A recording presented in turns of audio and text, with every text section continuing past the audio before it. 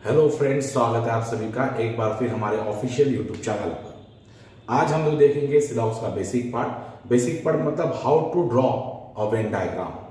अगर आपको पता होगा सिलोजियम की बात, तो सिलोजियम बेसिक ही चैप्टर जो होता है आपके पास में, ये 4 वर्ड्स पे डिपेंड होता है आपका। एक होता है ऑल, एक होता है सम, एक होता है नो और एक होता है सम नॉट। तो इसके जो सेंटेंस आते हैं वो कैसे आते हैं आपके पास, जैसे यहाँ लिखा है ऑल, तो क्या लिख के आएगा आपको ऑल ARB।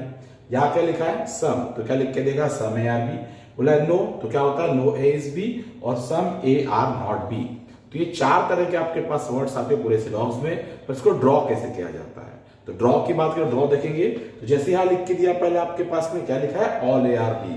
तो ऑल ARB की अगर वेन डायग्राम की बात करें तो पहला क्या लिखा आपके पास में ए, तो पहले हम लोग ए की वेन डायग्राम बना लेंगे। अब बोला ऑल ARB है, इसका मतलब पूरा ए किसमें आ गया आपका बी में आ गया। आगे लिखा आपके पास सम ARB, इसका मतलब क्या होता है कुछ ए का हिस्सा बी में है, तो इसकी वेन डायग्राम ऐसे बनेगी। आगे लिखा आपके पास नो ASB, नो ASB मतलब कोई भी ए क्या नहीं है आपका बी नहीं है, तो कोई भी ए बी नहीं है मतलब यहाँ ए, यहाँ पे लिख लिया हमने बी और दोनों में निगेटिव इंडिकेट करने के लिए 10 लाइन खींच लिया। आगे लिखा है सम AR नॉट बी, तो सम AR नॉट बी ड्रॉ कैसे होगा। अगर बात करें सम AR नॉट बी, तो सम AR नॉट बी आपको पता होगा इसके मीनिंग डिफरेंट हो सकते हैं। सम AR नॉट बी मतलब ये भी हो सकता है कि कुछ ए बी में है और कुछ हिस्सा नहीं है, पर सम AR नॉट बी ये भी हो सकता है कि सर कुछ भी ए बी नहीं है। तो हमें क्लियर नहीं हो पाता एग्जाम में कि actually some AR not be किसके बारे में बोल रहा है।